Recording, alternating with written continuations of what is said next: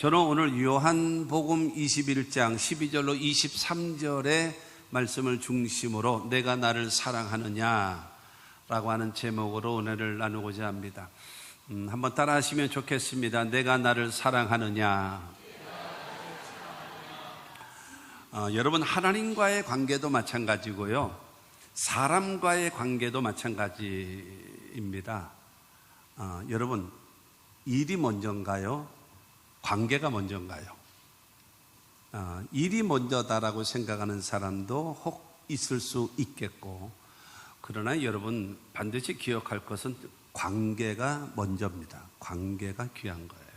그러니까 예를 들어서 남편이 됐든 아내가 됐든지 간에 중요한 것은 나가서 못된 짓은 다 하고 집에 와서 뭐 설거지도 하고 빨래도 해주고 집 청소도 해주고 여러분 여러 가지 일을 도와준단 말입니다.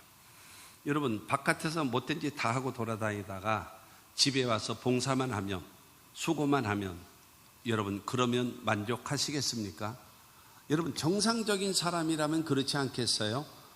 집에 와서 설거지 안 해도 돼, 빨래 안 해도 돼, 속색이지 마라, 사고치지 마라, 이 가족과의 관계를 바르게 하면서 살자, 이것이 정상적이지 않겠습니까? 그렇기 때문에 여러분 일도 중요합니다. 그러나 관계가 더 중요합니다. 하나님 앞에도 마찬가지예요. 여러분 우리가 하나님 앞에 일도 하고 봉사도 하고 예배도 드리고 찬송도 하고 기도도 하고 나름대로 열심히 모든 일에 헌신도 한단 말입니다. 그런데 관계는 안 좋아. 이게 무슨 의미가 있겠습니까? 이건 의미가 없어요. 관계가 더 중요합니다. 관계. 그래서 사도 바울은 고린도전서 13장 1절 말씀에 보면은 내가 사람의 방언과 천사의 말을 할지라도 사랑이 없으면 소리나는 구리와 울리는 꽹과리가 되고, 아무리 말을 잘할지라도 그 마음속에 사랑이라는 것이 없다면 그게 무슨 소용이 있겠냐? 소리나는 구리, 울리는 꽹과리에 불과하지 않겠냐라는 겁니다.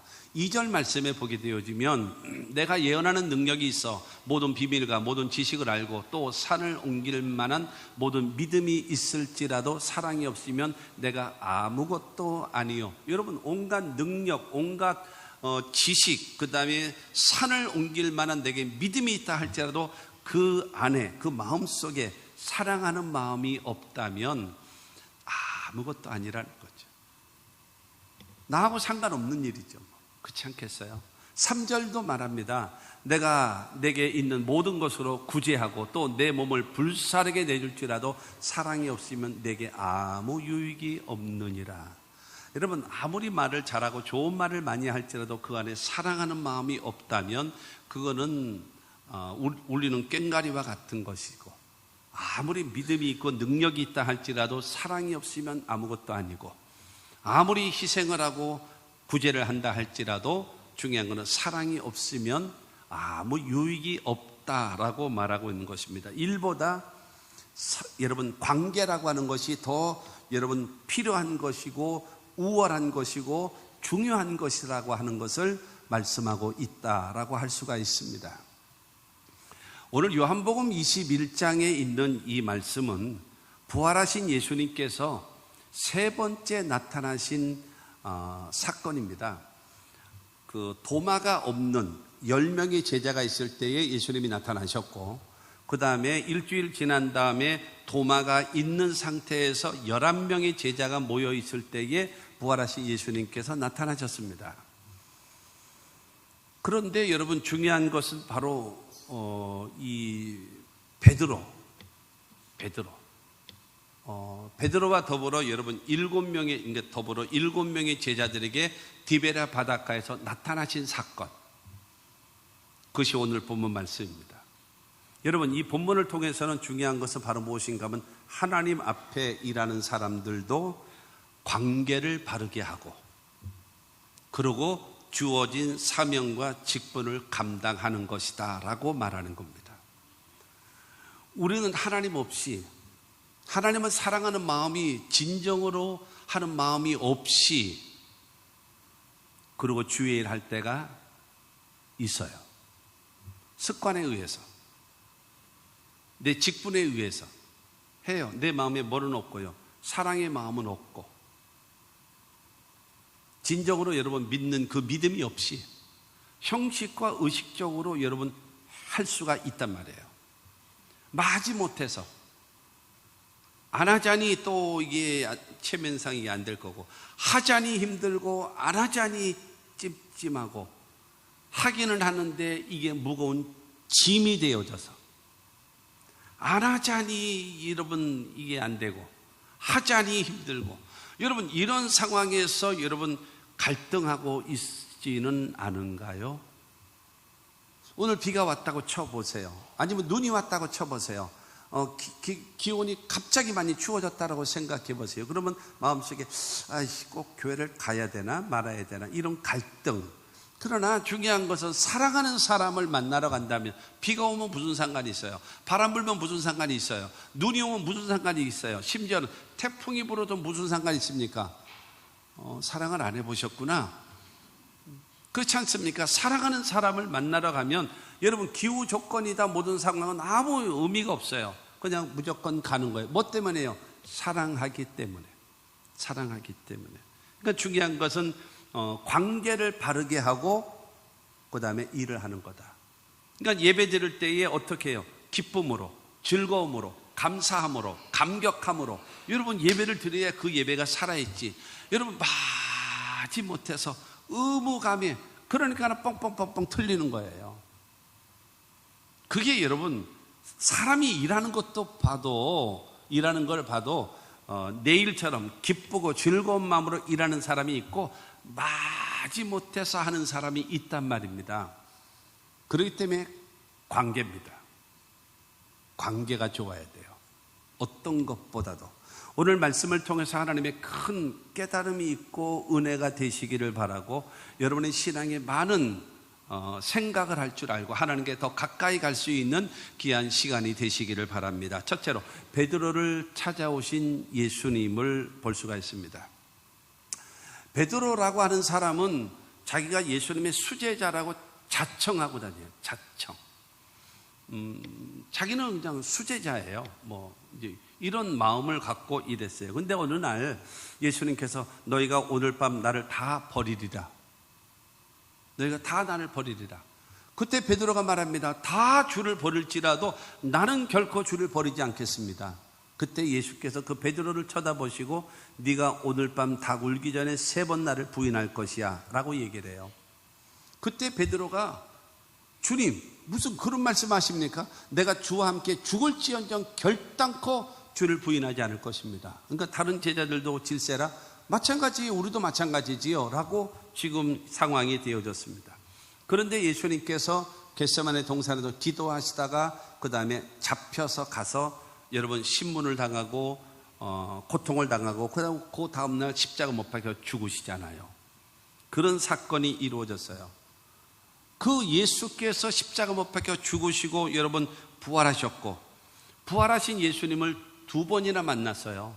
근데 이 베드로가 죄책감이 있는 거예요.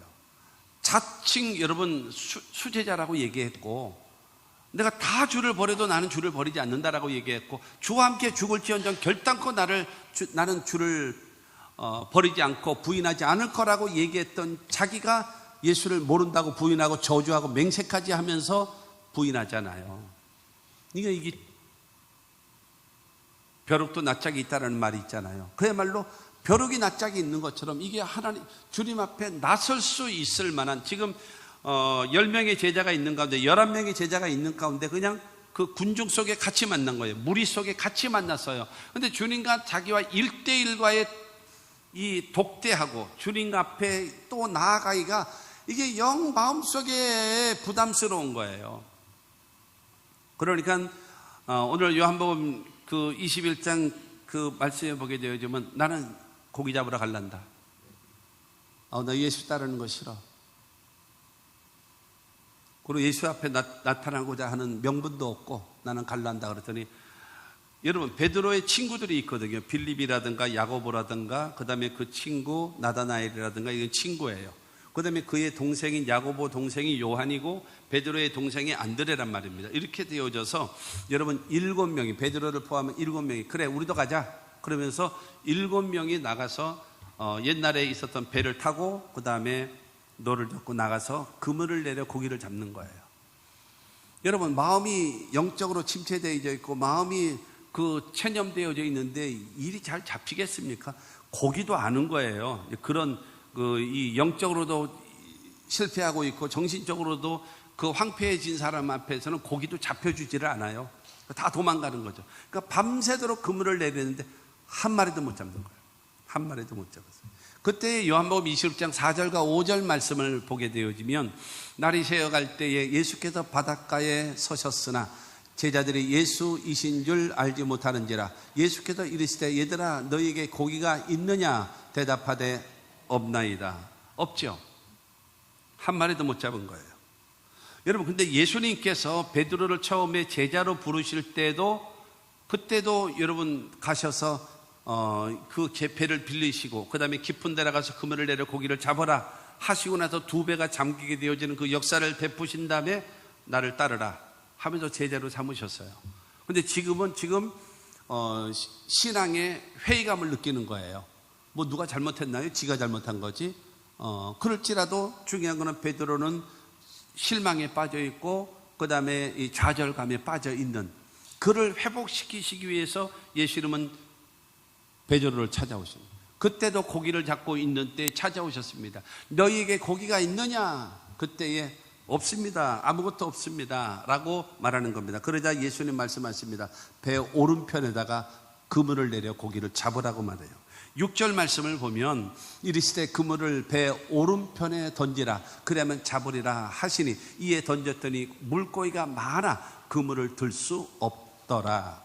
그 당시에 그물의 형편으로는요 50에서 한 60마리 정도 잡으면 그 그물은 더 이상을 잡으면 찢어져. 그런 상황이거든요. 그런데 잡은 고기가 얼마가 되는가 하면 153마리 153 153마리를 여러분 잡게 되어졌다라는 겁니다. 예수님께서 말씀하시는 것입니다. 배 오른편에 던지라 그리하면 잡으리라. 여러분 베드로와 더불어 이 친구들이 왼쪽에다만 그물을 계속 내렸겠습니까? 밤새도록? 그러지는 않았을지 않겠어요? 왼쪽에도 던지고 오른쪽에도 던져보고 더 깊은 데로도 가도 여러분 자리를 옮겨보기도 하고 그러지 않았었겠습니까? 그러나 한 마리도 잡지 못하게 되는 거예요. 그런데 배 오른편에 던지라. 여러분 오른편이라고 하는 것은 신약도 마찬가지고 구약도 마찬가지입니다. 신구약을 불문하고 여러분 오른쪽이라고 하는 것은 의를 말하고 그 다음에 왼쪽이라고 하는 것은 불의를 말합니다. 그리고 오른쪽이라고 하는 것은 하나님의 편, 그 다음에 왼편이라고 하는 것은 마귀 편 이렇게 돼요. 양과 염소 비유를 할 때도 오른쪽에는 양, 왼쪽에는 염소 이렇게 되지 않습니까? 근데 그거에 대해서 굉장히 차이가 있어요. 그리고 이 오른쪽이라고 하는 것은 순종, 그 다음에 왼쪽이라고 하는 것은 불순종이라고 말할 수 있고요. 오른쪽이라는 것은 축복이고 왼쪽은 저주.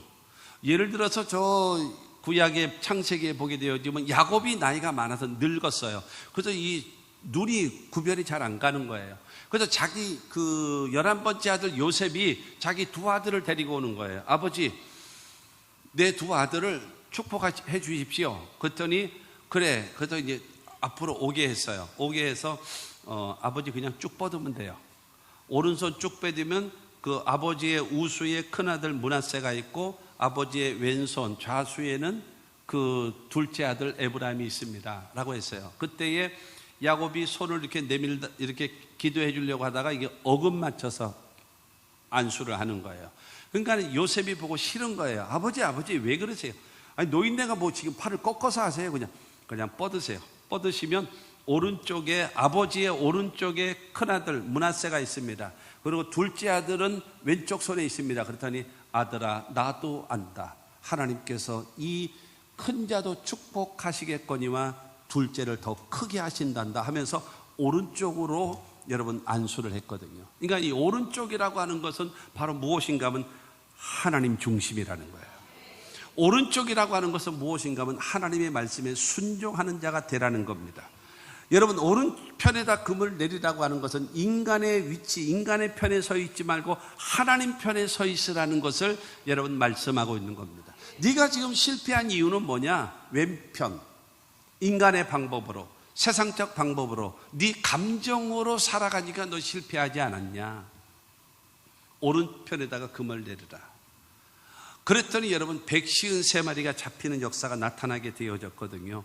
그래서 여러분 9절과 10절 말씀을 보면 육지에 올라보니 숯불이 있는데 그 위에 생선이 놓였고 떡도 있더라. 예수께서 이르시되 지금 잡은 생선을 좀 가져오라 하시니, 여러분 이 7명의 제자들이 배를 대고 이제 올라왔어요. 올라오니까는 숯불이 놓여 있고 거기에 생선을 구워 넣고 그 다음에 떡도 거기에다가 불에다가 숯불에다가 구워서 아침을 준비해 놓으신 거예요. 그러면서 지금 잡은 생선 좀 가지고 와서 그리고 여기서 구워서 먹자. 그러면서 7명하고 예수님과 함께 8명이서 아침 식사를 같이 하시는 겁니다.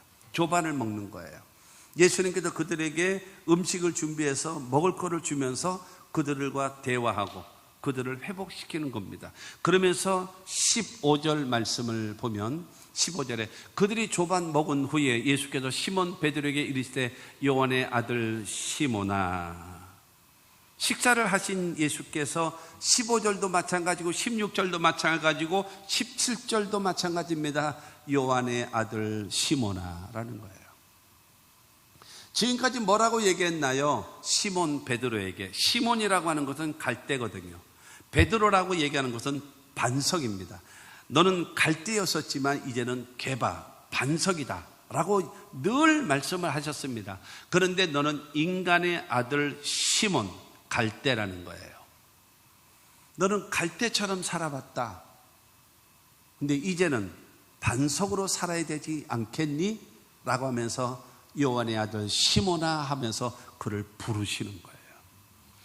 여러분, 주님의 부르심은요, 예수가 우리를 부르는 소리 금성 부드러워. 우리를 살리는, 죄에 빠진 사람을 용서하시면서 살리는, 절망과 좌절에 빠져있는 그들에게 위로하시고 평강을 주시는 그 주님의 부르심에 아멘하고 순종하며 나올 수 있는 우리 모두가 되기를 주님의 이름으로 축원합니다. 여러분, 세상에는요 많은 신이 있습니다. 많은 신이요. 너무너무 많아요. 너무 많아요. 뭐 안방 귀신도 있고 부엌 귀신도 있고 화장실 귀신도 있고 뭐 여러분 그렇지 않아요? 장독대 귀신도 있고 뭐 별의별 귀신 다 있습니다. 뭐 저기 그 일본 같은 경우는 뭐 공식적인 그 종교만 내려도 몇천 개의 뭐 이런 귀신이 있고 뭐 이렇다고 하지 않습니까? 그러나 여러분, 종교는 딱 둘로 나눌 수가 있습니다. 인간을 만드신 신, 인간을 만드신 신이 있고, 인간이 만든, 여러분, 인간을 만드신 신이 있고, 그 다음에 인간이 만든 신이 있습니다. 인간이 만든 신은 우상입니다. 인간을 만드신 분은 하나님이십니다. 동의하십니까? 여러분, 딱 간단한 거예요. 인간을 만드신 분은 하나님이시고, 그 다음에 인간이 만든 신은 전부 다 우상입니다. 그렇기 때문에 기독교는 세상 종교와 타협할 수가 있어요. 비교가 돼야지. 이거는 안 되는 거예요. 전혀 인간을 만든 신과 인간이 만든 신이 어떻게 같을 수가 있겠습니까? 안 되는 겁니다. 그리고 세상 종교와 기독교의 큰 차이점이 있습니다. 무엇인가 하면 세상 종교는요, 인간이 고행을 한다든가 아니면 선행을 한다든가 아니면 종교적 의식을 가지고 신을 찾아갑니다. 신을 찾아간 그 결과는 무엇입니까? 없을 무 하고 죽는 거예요. 그래서 가끔가다 보게 되어지면 이 불교계의 큰 스님들, 이런 스님들이 돌아가시기 전에 쓰는 마지막 유언의 말이 무엇입니까? 무라는 말이 있잖아요. 없을 무, 허무한 거예요. 그게 바로 여러분 세상의 종교, 그러니까 인간의 신을 찾아가는 겁니다. 그러나 기독교는 바로 무엇인가 하면 인간을 구원하시기 위하여 여러분 육신을 입고 이 땅에 오신 것이 기독교란 말이에요.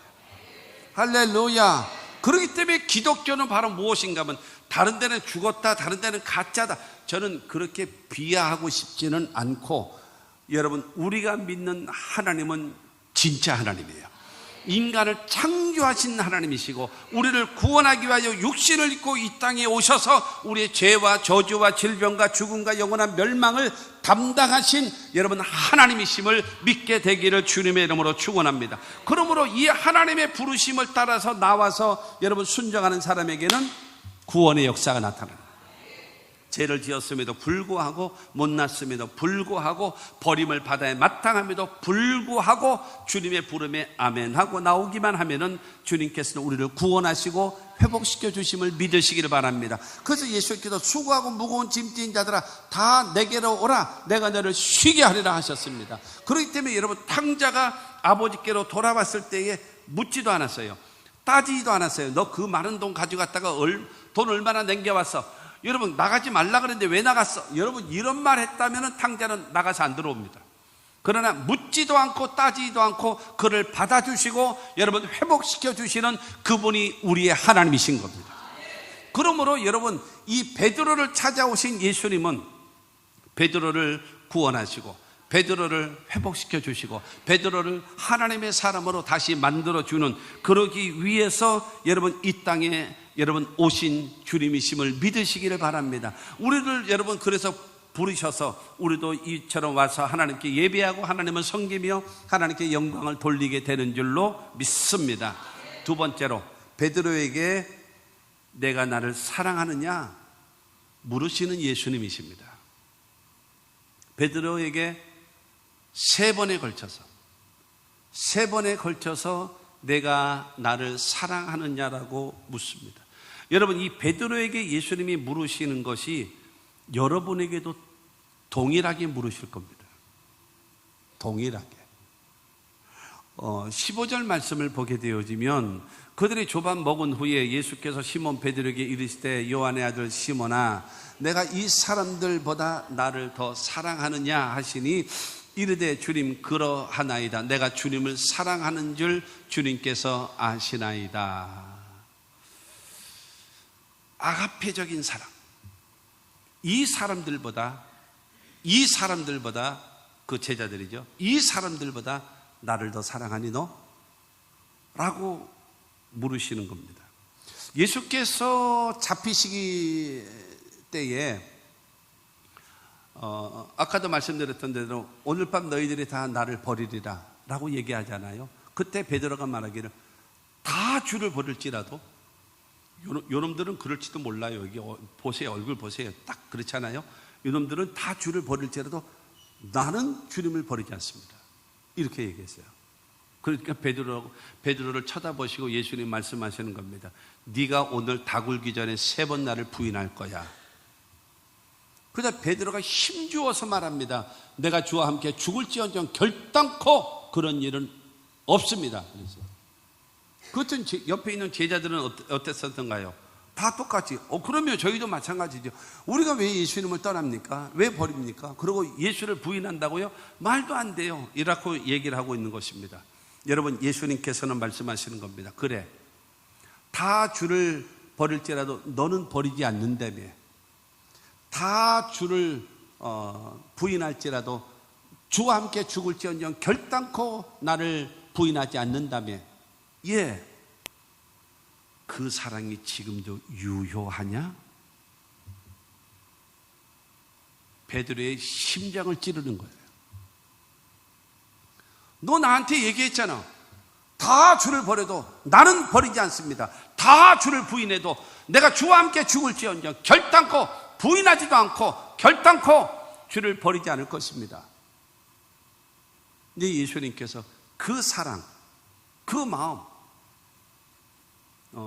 이 사람들보다 나를 더 사랑하느냐? 내가 똑같이 너에게 얘기했을 때 너는 그렇게 말하지 않았어? 다 주를 버려도 나는 버리지 않겠다고? 내가 주와 함께 죽을지언정 결단코 주를 부인하지 않을 거라고 얘기하지 않았니? 그 사랑이 지금도 네 마음에 갖고 있니? 라고 물으시는 거예요. 사랑하는 성도 여러분, 예수님께서 저와 여러분들의 삶 속에 어떤 환경, 다른 사람이 어떠하든지 간에, 주변의 상황이 어떠하든지 간에 너는 변함없이 나를 믿고 신뢰하고 사랑하냐? 묻고 있는 것입니다. 하나님에 대한 사랑, 주님에 대한 사랑이 지금도 간직하고 있냐라는 겁니다. 식어졌습니까? 무덤덤했습니까? 주님이 계신지 안 계신지, 살아계신지 안 계신지, 나를 사랑하는지 사랑하지 않는지 도통 모르겠어요. 여러분, 이 뜨뜻미지근한 신앙으로 변질되지는 않았나요? 어떤 상황 속에서도 변함없이 그럼에도 불구하고 나를 사랑할 수 있느냐라고 묻는 겁니다. 그전 같으면 베드로가 뭐라고 그러겠습니까? 나보다 주님 더 사랑하는 사람이 있으면 나와봐. 없지. 그러면 없어요. 이놈들은 없어요. 이놈들은 안 돼요. 내가 주님을 제일 사랑합니다. 이렇게 얘기할 사람이에요. 그러나 베드로가 모른다고 부인하고 저주하고 맹세까지 했잖아요. 지금 코가 석자예요. 네가 그 말, 제자들을 무시하면서까지 나를 버리지 않고 주와 함께 죽을지언정 주를 부인하지 않겠다라고 했던 그 마음이 지금도 있느냐? 그걸 물으시는 겁니다. 여러분의 신앙의 현주소가 주님을 향한 그 고백, 주님에 대한 그 사랑의 고백이 지금도 살아있느냐라는 겁니다. 내가 신앙생활한 지 언젠데요, 지금. 여러분, 우스갯소리로 젊었을 때 이 남녀간에 만났을 때에 손끝만 스쳐도 전기가 찌릿찌릿 왔잖아. 손끝만 스쳐도 사랑을 별로 안 해봤구나. 손끝만 스쳐도 너무 좋고 행복하고 좋았잖아요. 20년, 30년, 40년 살면은 손이 닿으면요, 전기가 나가. 오히려 전기가 나가. 여러분, 부부간의 관계가 이런 관계가 된 사람들이 있어요. 다 그런 건 아니에요. 이런 사람들이 있어요. 그런데 중요한 거는 하나님과 나와의 관계도 이렇게 오히려 충전이 되는 것이 아니라 방전되지는 않는가요? 형식과 의식적으로, 사랑하는 마음이 없이 의식적으로 여러분 하나님 앞에 예배드리고 종교적 행위를 하고 있지는 않나요? 예수님은 그것을 물어보시는 겁니다. 네 마음속에 나를 사랑하는 마음이 있냐? 정 같으면 아니라고, 정말 주님 사랑한다라고 얘기하죠. 그러나 내가 주님을 사랑하는지를 주님이 아십니다. 근데 내가 지금 주님에 대한 사랑이 실패했어요. 상황에 따라서, 환경에 따라서, 모든 조건에 따라서 나는 주님을 향한 사랑이 실패했습니다. 그런데요, 내가 주님을 사랑해요. 내가 주님을 사랑하는 건 주님이 아시지 않습니까? 여러분, 내가 나를 가장 잘한다라고 여기던 그 사람이 내 마음 나도 몰라요. 내 마음을 아시는 분은 주님이십니다. 그러나 나는 주님을 사랑합니다라고 하는 그 사랑의 불씨가 살아있느냐라는 거예요. 여러분의 마음속에 하나님을 향한, 여러분 주님을 향한 사랑의 불씨가 꺼지면 안 돼요. 예수님은 그것을 물으시는 겁니다. 구약시대의 제사, 성막에서, 성전에서 제사 드리잖아요. 제사장의 역할 중에 하나가 뭔지 아십니까? 성냥불 굽고 나이타불 해가지고, 여러분, 그래서 제물, 절대로 그래서는 안 돼요. 하나님께서 주셨던 그 불을 제사장의 임무 중에 하나가 바로 무엇인가 하면 하나님께서 주시는 그 불씨를 꺼트리지 않는 거예요. 꺼트리면 큰일 나는 거예요. 그 불씨를 항상 유지하는 거예요. 그것이 제사장의 큰 역할입니다. 올림픽 할 때 같은 경우도 보세요. 올림픽 할 때도 보게 되어지면 그리스 아테네에서 하죠. 그래가지고 태양 해가지고, 여러분 거기서 할 건 뭐 있어요?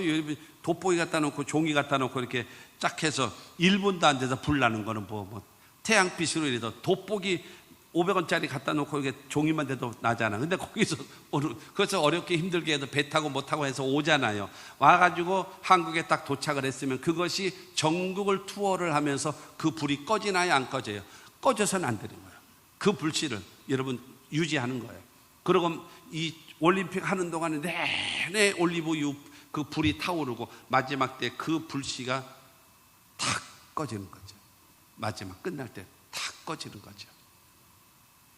주님을 사랑하는 그 사랑의 불씨가 살아있어야죠. 아멘 하십시오. 그 사랑이 있어야 별로 뭐 기억에 좋은 지역은 아닙니다만은 옛날에 여러분 남대문이 불탔잖아요. 어떤 나쁜 사람이 그 기름 뿌려가지고 불을 태웠잖아요. 그래서 소방사가 뭐 수십 대가 와가지고 다 껐어요. 전부 다 껐어요. 그러고 나서 종료하고 그 다음에 다 이게 울타리 쌓아놓고 그 다음에 다 철수했죠. 철수했는데 그 밤에 그 안에 여러분 그 남대문 그러니까 이 안에 있는 그 나무들은 전부 다 수백 년 수천 년 되어진 아주 오래된 나무 전부 다 바짝 말려서 만든 거 아닙니까? 그런데 그 불 탔었을 때에 조그마한 불씨가 그 나무 속 안에 있었던 거예요. 근데 여러분 아시다시피 그 서울역 앞에 있는 그 남대문이 얼마나 바람이 많이 붑니까? 도로가 워낙 넓으니까 바람이 쌩쌩 불잖아요. 그러다 보니까는 불이 다 꺼졌다니까요. 불이 다 꺼져서 소방서 다 철수했어요. 근데 밤에 거기에서 불씨가 바람과 함께 번지더니 여러분 남아있는 남대문을 완전히 불태워서 그냥 완전 무너져 버렸잖아요. 불씨가 살아있으면 다시 일어난단 말이에요. 예수님께서 너는 다 주를 버릴지라도 나는 주를 버리지 않을 것입니다. 내가 주와 함께 죽을지언정 결단코 주를 부인하지 않겠다라고 하는 그 열정과 그 사랑이 지금도 있느냐? 그것을 물으십니다. 여러분에게 우리는 거기서 대답해야 돼요. 내가 주님을 사랑하는지를 주님이 아십니다. 두 번째 16절입니다. 또 두 번째 이르시되 요한의 아들 시몬아 내가 나를 사랑하느냐 하시니 이르되 주님 그러하나이다. 내가 주님을 사랑하는 줄 주님께서 아시나이다. 두 번째 그 질문은요, 네가 나를 사랑하느냐? 첫 번째는 이 사람들보다 나를 더 사랑하느냐? 그러니까는 이 사람이 나를 향한 사랑이 시원찮은데 너는 강약히 치고 나왔잖아. 나는 주를 버리지 않을 것이고 주와 함께 죽을지언정 주를 부인하지 않겠다고 하지 않았냐? 그런데 너 실패했지. 그러면서 예수님께서 두 번째로 말씀하시기를 네가 나를 사랑하느냐? 이 말은 무슨 말인가 하면 네가 네 자신을 위해서 나를 부인했잖아. 네가 네 자신을 위해서 나를 배신했잖아. 네가 네 자신이 살기 위해서 나를 향해서 맹세하고 저주까지 하지 않았니? 만약에 내가 기적을 베푸는 상황이었었다면 당신도 예수와 같은 편이죠? 그러면 내가 수제자지요 하면서 빨리 사진 찍어요 하면서 온갖 폼을 다 잡았을 거 아니겠습니까? 근데 예수님은 겟세마네 동산에서 잡혀서 여러분 이 대제사장 그 관저의 거기에서 고문을 당하고 여러분 침뱉음을 당하고 여러분 얼굴을 맞고 조롱을 당하고 고통을 당하고 있거든요. 그때 거기서 여자아이가 저 사람 겟세마네 동산에서 봤는데 저 예수와 같이 다니던 사람인데 저 사람도 예수당이다 라고 얘기하는 것입니다. 그러자 예수님이 기적을 베푸시는 현장이라면 당연히 떳떳하게 말했을 겁니다. 나는 예수의 제자라고, 수제자라고. 그러나 예수가 지금 잡혀서 지금 죽음의 길을 향하여 가고 있잖아요. 내가 같이 예수와 같은 편이라고 말을 했다간 나도 잡혀서 저렇게 죽을 것이다 라고 느껴지니까 나는 아니에요. 나는 저 사람 몰라요. 내가 저주합니다. 맹세합니다. 결단코 나는 저를 모릅니다 라고 얘기하고 있어요. 그때 예수님께서 말하는 겁니다. 네 자신 때문에 나 부인했잖아. 네 자신보다도 나를 더 사랑할 수 있겠니? 묻는 거예요. 여러분에게 지금 예수님과 베드로와의 대화라고 생각을 하니까는 아무 생각이 없는 거예요. 다시 말씀을 드려볼게요. 여러분, 저는 성경 이야기 2000년 전, 3000년 전, 4000년 전, 5000년 전의 이야기를 여러분에게 여러분 그 스토리를 얘기하는 사람이 아니에요. 그 성경 말씀은, 근데 왜냐하면요, 이 옛날에 하나님께서 말씀하시고 우리들에게 언약하신 것, 그게 구약이고, 새로운 언약, 그것이 신약입니다. 그래서 구약과 신약이 합쳐진 것이 성경이란 말이에요. 근데 이 말씀은, 이 언약은요, 잘 들으세요. 이 언약의 말씀은요, 생명력이 있어요. 이 말씀에는요, 능력이 있어요. 왠지 아십니까? 무엇 때문에? 여러분 아멘을 하셨어요. 아멘 하신 여러분 생각해 보세요. 무엇 때문에 그것이 가능할까요? 구약과 신약을 통해서 말씀하신 하나님은 지금도 살아계시기 때문입니다. 그렇기 때문에 그 말씀은 창세기서부터 계시록까지 있는 이 말씀은 여러분 하나님이 돌아가셨다, 죽으셨다, 끝 되어졌다면 이것이 될란가 말란가 이거 여러분 고민거리가 된단 말이에요. 그러나 하나님은 살아계시기 때문에 하늘이 무너지고 이 땅이 꺼져도 1.1도 변치 않는 하나님의 말씀을 믿으십니까? 그렇다면 성경은 하나님의 말씀으로 내가 간직하고 믿어야 되는 거예요. 그런데 그래서 주님께서 네 자신보다도 나를 더 사랑할 수 없니? 사랑할 수 있어? 라고 물으시는 겁니다. 내가 나보다도 주님 더 사랑하지요. 그런데 주여, 내가 주님을 모른다고 부인하고 저주했어요. 근데 내가 주님을 사랑해요. 전에 같으면 나는 될 수 있다라고 생각을 했는데요, 지금은 안 되네요. 모른다고 부인하고 저주하고 맹세까지 했기 때문에 안 되네요.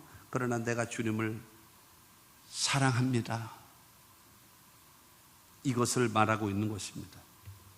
여러분, 나의 부족함을 알잖아요. 나의 연약함을 알잖아요. 나의 그야말로 내 소갈딱지가 밴데기 소갈딱지 같아가지고 그냥 이리저리 그냥 왔다 갔다 해버리는 내 마음 알잖아요. 그러나 내 마음 중심에는 하나님은 주님을 사랑합니다 라고 하는 고백. 막상 어려움이 다가오고 감정이 상하고 여러분 기분이 나쁘면 그러면 여러분 흔들리지만 그러나 내 마음은 주님을 향하여 변함없이 사랑하는 마음이 내 안에 있어요. 주님 아시지요? 주님 아시죠? 여러분, 이거는 그냥 말이 아니라 눈물의 고백이에요. 눈물의 고백. 세 번째 질문이 있습니다. 세 번째 17절 말씀을 보면 세 번째 이르시되 요한의 아들 시몬아 내가 나를 사랑하느냐 하시니 주께서 세 번째 내가 나를 사랑하느냐 하심으로 베드로가 근심하여 이르되 주님 모든 것을 아시오매 내가 주님을 사랑하는 줄을 주님께서 아시나이다. 내가 나를 사랑하느냐? 라고 예수님께서 물으십니다. 그 열정적으로 내가 주와 함께 죽을지언정 결단코 주를 부인하지 않겠습니다. 물론 그래. 그렇게 했어도 너 나 부인했잖아. 너 나 자신보다도 예수님을 더 사랑합니다 라고 했어도 나를 부인했잖아. 그러면 친구처럼, 우정처럼, 여러분 친구와의 관계는 무슨 조건이 있고 서로 이득이 있어서 만납니까? 친구는 친구예요. 조금 더 잘 살든지 못 살든지 아니면 잘 나가든지 좀 덜 못 나가든지 그래서 잘 못 만나는 친구도 있겠습니다만 친구라고 하는 것은 조건이 없어요. 그렇잖아요? 그래서 언제든지 내 속사정을 말할 수 있고 같이 대화할 수 있고 밥을 먹을 수 있는, 여러분 서로에게 기대는 거 없어요. 의지하는 거 없어요. 너는 너대로 나는 나대로. 그러나 이 관계를 유지하며 살아가는 거예요. 네가 전에는 나를 따라다니는 것은 나를 통해서 무엇인가 얻기 위해서, 만약에 내가 로마를 몰아내고 이 땅에 다윗의 때와 같이 솔로몬의 때와 같이 이스라엘의 왕국을 세웠다면 네가 나 부인했겠어? 안 했겠지. 그치? 너는 그래야 국무총리는 될 거 아니야. 국방부 장관, 경제기획원 장관은 될 수 있을 거 아니겠어? 그치? 근데 내가 십자가에 못 박혀 죽고 이렇게 되어지니까 너 나 부인하고 저주하고 맹세까지 했잖아. 나를 통해서 무엇인가 얻고자 하는데 얻을 것이 없다고 생각하니까 너는 나를 부인했잖아. 그러면 나를 통해서 얻을 것이 없어도 친구와 같은 사랑으로 나를 사랑할 수 있니? 묻는 거예요. 그거와 같은 거예요. 여러분 복음성가에 그거 있잖아요. 사랑합니다 나의 예수님, 사랑합니다 아주 많이요, 사랑합니다 나의 예수님, 사랑합니다. 그것뿐이에요. 조건 없어요. 나 같은 죄인 살리셨잖아요. 나를 구원해 주셨잖아요. 괜찮아요. 돈이 없으면 어때요? 어려움은 어때요? 힘들면 어때요? 주님이 나를 사랑하시는데, 주님이 나를 구원하셨는데, 주님이 나에게 영생을 주셨는데 괜찮아요. 아무것도 없어도 괜찮아요. 주님만 나와 함께 하시면 됩니다. 이 사랑을 가질 수 있느냐? 묻는 겁니다. 무언 조건 때문에, 하나님이 두렵고 무섭기 때문에 섬기는 것이 아니고, 주님 앞에 나와서 기도하면 출세하고 벼락부자 되고 모든 일이 만사형통하기 위하여 여러분 주님을 사랑하는 것이 아니고, 아무 상관, 눈 감으면 깜깜하고, 뭐 기도하면은 도깨비 방망이처럼 금 나와라 뚝딱 하면 등 팍팍 나타나면 얼마나 살맛나고 기도할 맛 나겠습니까? 그러나 기도해도 막막하고 눈 감으면 깜깜하고 도대체 뭐 신앙생활에도 마음은 찹찹하고 이런 상황, 그럼에도 불구하고 변함없이 나를 사랑하니? 묻는 거예요. 여러분 어떠세요? 이 사람들보다 나를 더 사랑하니? 네 자신보다도 나를 더 사랑하니? 아무 조건 없이 친구처럼 나를 사랑할 수 있니 너? 라고 물으시는 겁니다. 아무 조건 없이. 베드로는 말합니다. 내가 주님을 부인했지만 내가 주님을 사랑하는 것은 변함이 없어요. 변함이 없어요. 근데 내가 무슨 말을 하겠어요? 예수를 부인했는데, 배신했는데, 저주했는데, 맹세까지 했는데 내가 무슨 말을 하겠습니까? 그런데요, 내가 주님 사랑합니다. 이 고백이에요. 찬송가에 아무 일을 만나도 예수 의지합니다. 비록 무화과 나무가 무성하지 못하고 포도나무에 열매가 없고 감람나무에 소출이 없고 우리의 양이 없고 외양간에 소가 없을지라도 나는 여호와로 인하여 기뻐하고 구원의 하나님을 인하여 기뻐하리로다 할 수 있는 하박국 선지자와 같은 어떤 상황 속에서라도 변함없이 내가 주님을 사랑한다라고 고백할 수 있는 여러분들이 되기를 바랍니다. 여러분 말을 바꿔놓고 한번 생각해 보세요. 병에서 치료해 주셔서 하나님 감사해요. 여러분 문제가 해결돼서 하나님 감사해요.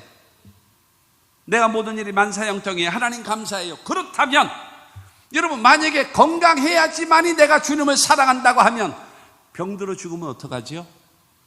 목사도 암병이 걸리는데, 장로 권사도 암병이 걸리는데, 그러면 병으로 죽으면 하나님 저주하고 죽을 건가요? 생각해 보세요. 내가 병으로 죽는다면 하나님 저주하고 죽을 거냔 말이에요. 변함없이 나는 주님을 사랑하고 믿고 의지합니다. 이 고백을 가질 수, 이것이 성도입니다. 예수님은 여러분들에게, 구원받은 여러분들에게 그걸 물으십니다. 이 사람들보다 나를 더 사랑하니? 네 자신보다도 나를 더 사랑하니?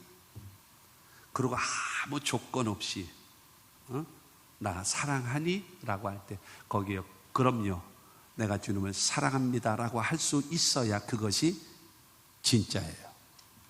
나머지는 가짜입니다. 주님과 여러분과의 관계에서 1대1과의 관계에서 이 고백이 있어야 합니다. 그래야 하나님은 여러분을 믿으십니다. 이게 안 되는데 어떻게 믿어요? 야, 너는 숨 쉬는 거 빼놓고는 다 거짓말이야. 여러분, 이러면 어떻게 믿겠어요? 상황에 따라서 들썩날썩 어떻게 믿겠어요? 변함없이 할렐루야, 구원의 하나님으로 인하여 여러분, 주님 앞에 내가 주를 사랑하는지 주님이 아십니다 라고 고백할 수 있는 여러분 모두가 되기를 주의 이름으로 축원합니다. 이 예수님께서 내가 나를 사랑하느냐 물으시고 내가 주님을 사랑하는지를 주님께서 아십니다라고 고백하는 그 베드로에게 주신 세 번째로, 베드로에게 명령하시는 예수님입니다. 사명을 주시는 거예요. 사명, 명령을 주시는 주님. 첫째로 내 어린 양을 먹이라는 거예요. 우리에게 사명. 15절에 이르시되 내 어린 양을 먹이라 라고 말하고 있잖아요. 어린 양이라고 하는 것은 약하지요. 어린 양이라고 하는 것은 그야말로 순진, 앞길을 제대로 분별할 줄을 몰라요. 분별력이 없어요. 그래서 목자가 인도하는 대로 따라다니며 여러분 갈 수밖에 없어요. 우리 주변에는 갈 바를 알지 못하고 가고 있는 불신자들도 많고 완전 초신자들도 많고 신앙에 방황하는 사람들이 너무나 많은 것입니다. 그래서 베드로에게 주신 첫 번째 사명이 바로 무엇인가 하면 내 어린 양을 먹이라.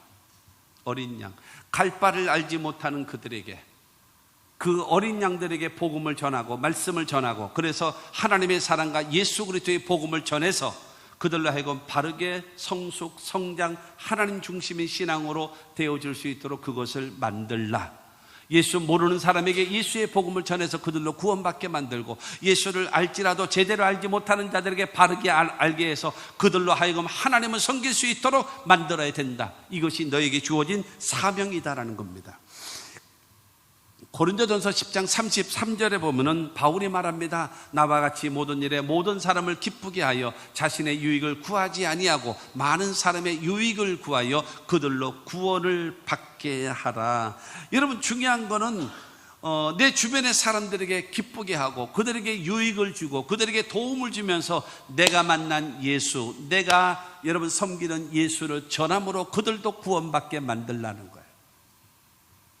마땅히 행할 길을 아이에게 가르치라. 그러면 늙어서도 떠나지 아니하리라 말씀하셨기 때문에 어린 양들에게, 여러분 이 어린아이 때 13세 이하의 아이들이 신앙생활을 바르게 하면 교회 학교를 통해서 신앙생활을 제대로 배우면 평생 간대요. 신앙생활이요. 그 어려서 배웠던 그 하나님의 말씀이라고 하는 것이요, 그것이 신앙의 딱 뿌리가 되어지는 거예요. 그래서 요동치 않게 되어지는 거예요. 그렇기 때문에 여러분, 예수님께서는 베드로에게 첫 번째로 주신 사명이 바로 무엇인가 하면은 다른 사람들을 구원시키고 다른 사람들을 살릴 수 있는 그 일. 여러분, 구원은 말로써 하나요? 그렇지 않아요. 여러분, 본을 보이고 그 다음에 도움을 주면서 하나님의 사랑을 실천하면서 그들에게 복음을 전하게 만드는 겁니다. 두 번째로 내 양을 치라는 거예요. 16절에 말합니다. 이르시되 내 양을 치라 하시고 라고 그래요. 내 양을 치라. 내 양을 치라니까는 몽둥이로 때리는 거로 얘기하나요? 그렇지 않아요. 어린 양을 먹이라. 내 어린 양을 먹이라 해서 어느 정도 이제 분별력을 가지고 있는 사람에게, 그 사람에게 올바로 성숙되고 성장되고, 애들이 커서 어른 되잖아요. 그와 마찬가지로 성장되고 성숙되어지고 그야말로 올바른 역할, 그리고 또 그 새끼였던 것이 성장되고 그 다음에 또 이제 암놈과 순놈이 만나서 또 생육하고 번성할 수 있는 그것으로 성장되게끔 만드는 그 일은 그것을 위해서 내 양을 치라고 말씀하고 있습니다. 무슨 말인가 하면요, 여러분 그거 노래 있잖아요. 나처럼 해봐요 요렇게, 나처럼 해봐요 이렇게 하는 것이 이처럼. 예배 드리는 것은 이렇게 예배 드리는 거야. 기도는 이렇게 하는 거야. 하나님 앞에 헌신은 이렇게 하는 거야. 그러면서 가르쳐주는. 제가 전에 한번 얘기 드렸어요. 저기 부천에 있는 어느 교회의 목사님이신데, 그 여자 목사님이에요. 여자 목사님인데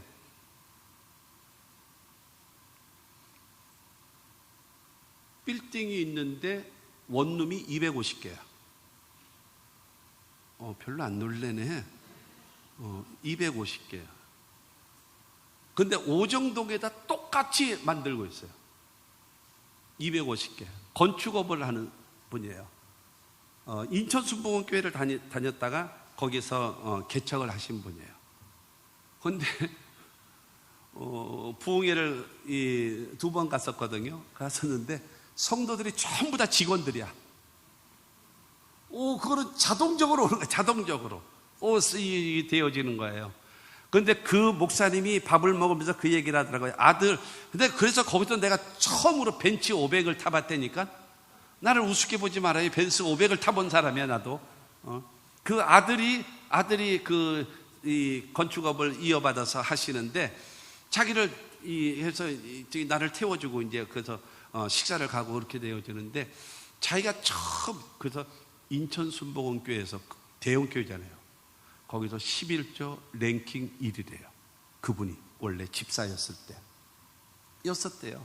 그런데 뭘 얘기하는가 하면요, 자기를 전도했던 그 조장님이 교회 오면 예배는 드릴 때는 항상 앞에 앉는 거예요. 그러고 나서 항상 앞에 앉은 거예요. 예배를 드릴 때는 항상 준비하고 이렇게 하는 것입니다 라고 하면서 예배를 드릴 때의 태도, 자세, 이거를 쫙 가르치는 거예요. 그리고 수입의 11조는 하나님께 드리는 것입니다. 그러면서 그분이 말하는 것이 무엇인가 하면, 내가 처음 예수를 믿을 때 나는 조장을 너무 잘 만났다라는 거예요. 그래서 그 신앙을 배워서 부천에다가 개척을 하는데 최성규 목사님까지 그 바쁘신 분이 직접 창립 예배까지 와서 설교까지 하고 하셨대요. 그러면서 무엇인가 하면, 자기를 처음 신앙을 가르쳐줬던 그 조장님 너무너무 감사하다라고 생각합니다. 사랑하는 성도 여러분, 예수를 믿은 지 20년, 30년, 40년, 50년 되어졌다면 후배들 앞에 진실한 모습, 성실한 모습, 거룩한 모습, 하나님 앞에 헌신하는 모습, 충성스러운 모습, 여러분 진심 어린 것으로 보여야 하지 않겠습니까? 여러분 오래 믿다 보니까는 너무 무덤덤해, 의무감해해. 감사도 없고 감격도 없고 기쁨도 없고 즐거움도 없고 그냥 마지못해서 하는 거. 그거 생각해 보세요.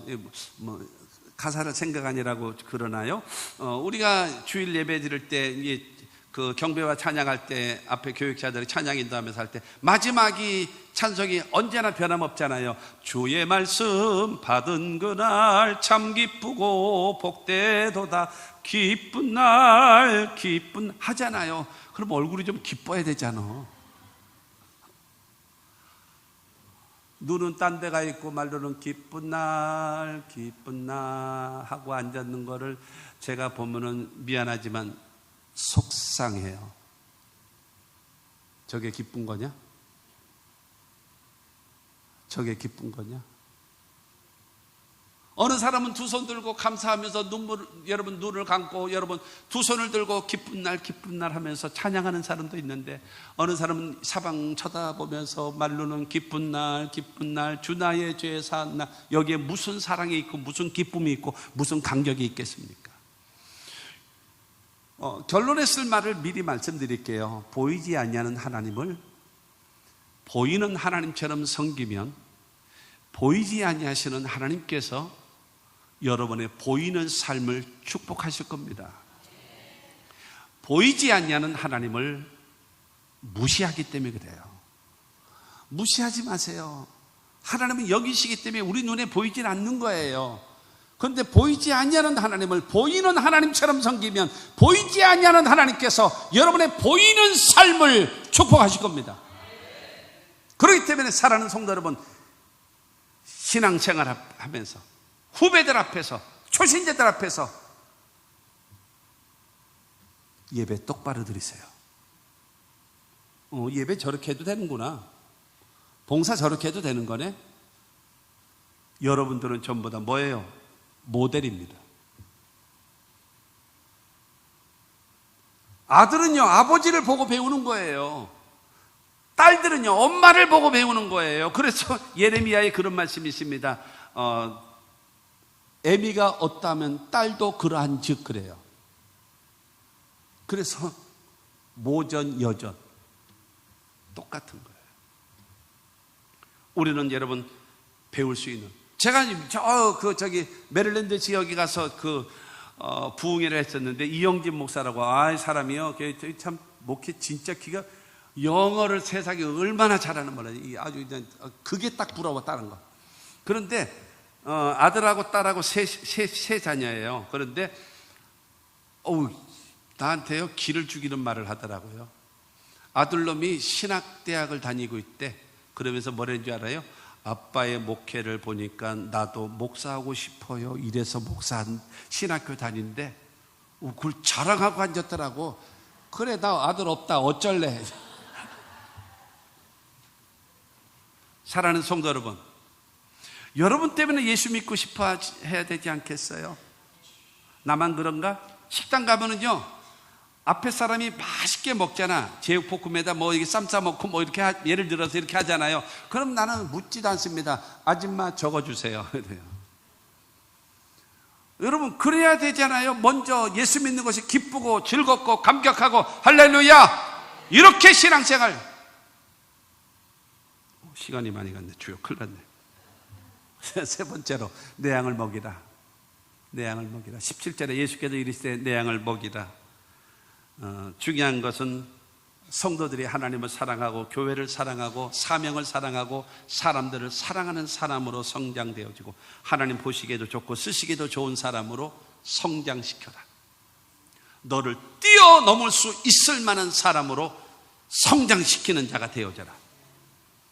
여러분, 우리가 신앙생활 하면서, 여러분, 과거에는 초신자 때는 하나님 이것도 주시고 저것도 주시고 못 구한 것까지 주시고 몽땅 주시옵소서라고 얘기하지만, 이제 신앙생활을 했고 하나님의 사랑을 알았다면 우리가 찬양해야 되지 않겠습니까? 나 무엇 주님께 바치리까? 이게 성도 아니겠어요? 언제까지 달라고 해야 되겠습니까? 어느 정도 채워줘야 여러분 만족하겠습니까? 다른 사람을 세워줘야죠.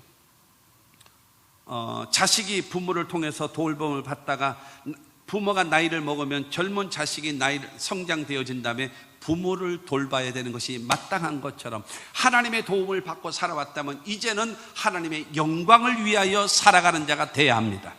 할렐루야. 그래서 여러분, 하나님이 원하시는 삶을 주님이 원하신다면 내가 물질도, 내가 시간도, 나의 생명도 드리겠다라는 그와 같은 신앙을 가져야 되는 것이 내 양을 먹이라는 겁니다.